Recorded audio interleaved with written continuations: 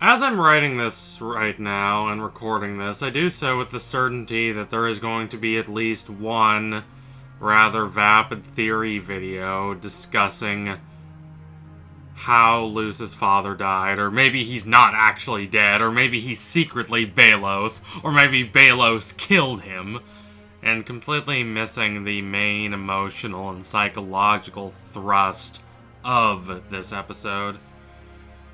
It handles a sensitive and somber topic, and it does so in a way that is grounded, honest, and very specifically tailored to the feelings and emotions and alienation of Luce without ever feeling too sentimental.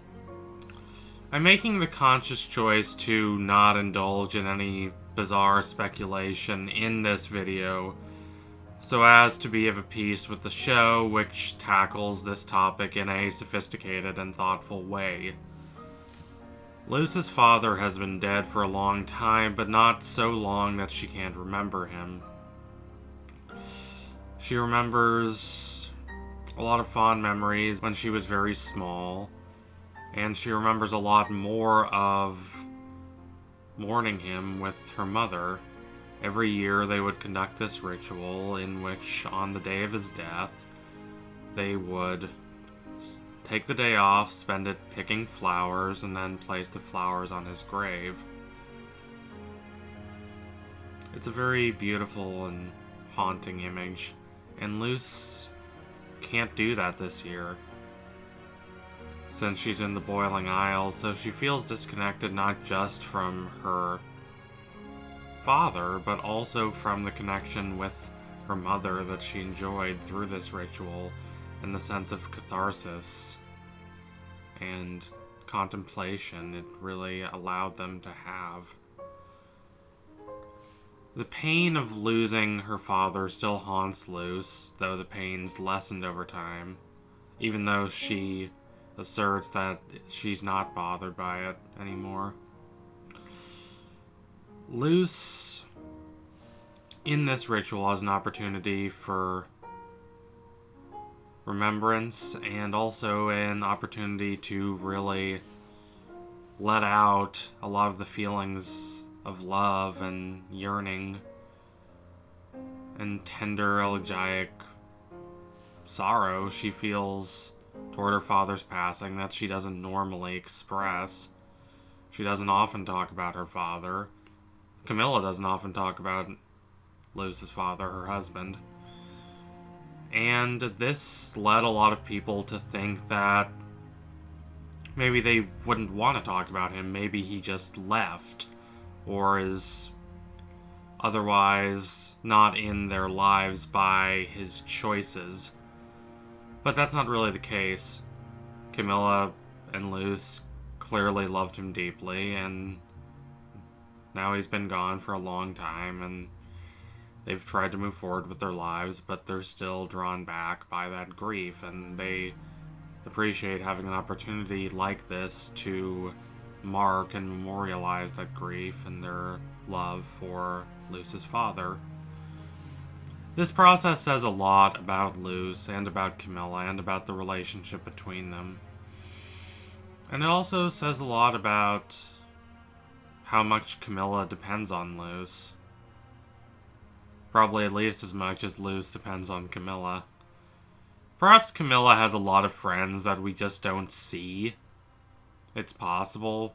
But every depiction we get of Camila conveys the subtle feeling to me that she is a very lonely person.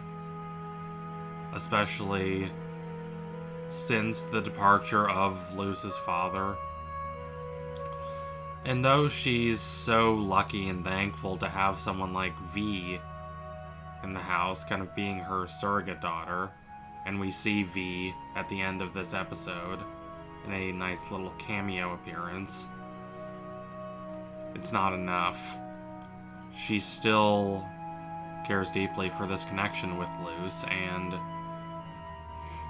for that reason she's especially terrified that Luce is going to leave and spend her time in the Boiling Isles. So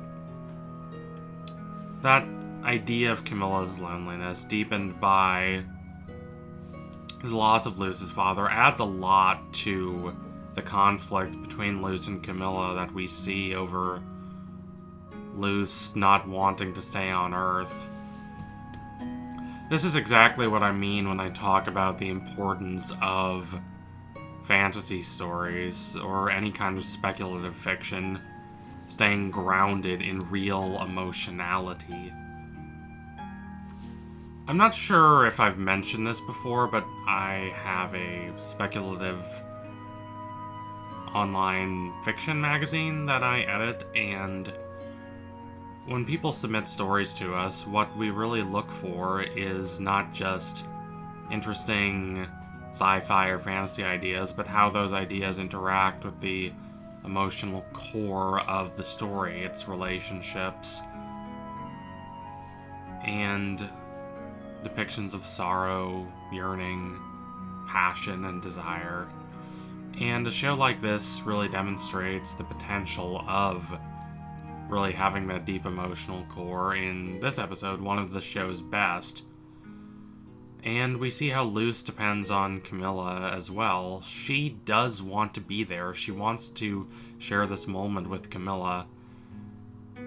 As Season 2 has progressed, we've seen how strong and earnest and substantial the bond between them is, how deep a connection they have, and how much they don't want that connection to be severed. So Luce is dealing with this cavalcade of conflicting desires and feelings of loss and loneliness and longing, and it spills over into her interactions with Amity. Now, as someone who has complained a little bit about how we did not get a lot of substantial interactions between Luce and Amity in these last couple episodes, and instead just got some cute moments, I really have to say I appreciate this episode. That's not saying there's anything wrong with the cute moments. They're fine and they're pleasant and I like having them in the show, but that's not enough. And I was beginning to worry that the show had lost its real center of gravity in depicting this bond, but thankfully the show allayed my fears. A lot of fans have focused on Luce lying to Amity about the whole abomination situation. And, I mean, obviously, lying to your significant other isn't a good thing, but this isn't that bad, and it's not even the worst thing Luce really does to Amity in this episode. The lie is just a more explicit manifestation of a much larger issue, which is Luce's complete isolation from everyone else in this episode and her incapacity to really admit the complicated knot of feelings she has about her father and about this ritual and about how she's missing conducting that ritual with her mother. How do you explain that to someone? It's something so deeply personal to her. I hate when people who think they're such brilliant cultural commentators are like, well, you know, these problems in the story would be solved if these characters would just talk to each other, and act like that's some sort of criticism of the work. I mean, yes, children, it's true that many problems would be solved if people were just able to better connect with each other, if they were able to be open and honest with each other. That is true. That is very true. But that's kind of a truth on the same level as, oh, hey, if you're in the Lord of the Rings and you're saying, oh, it wouldn't be so great if Sauron's big black tower wasn't there anymore? Barad-dûr? And yes, it would, but that would be completely missing the emotional thrust of the Lord of the Rings, and the same is true here. People not being able to connect is one of the most primordial struggles of human existence. Being honest and forthright with yourself is difficult, and being the same with someone else and really hoping that they'll be able to understand you is really hard. And always, perhaps necessarily, incomplete. Being restrained is easier, being less emotionally open is easier, and sometimes it is the right choice. You don't want to always be completely spilling out all your feelings to everyone.